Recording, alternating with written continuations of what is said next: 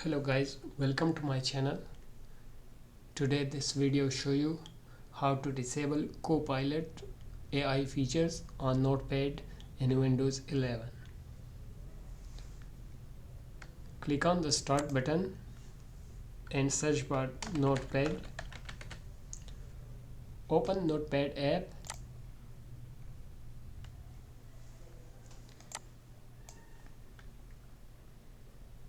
To disable this Copilot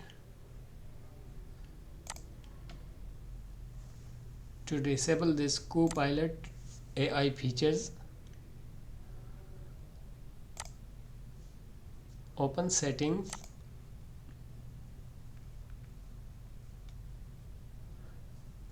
then scroll down.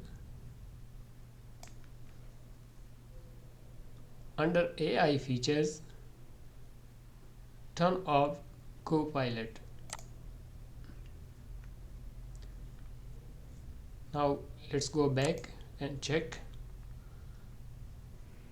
The Copilot has been disabled.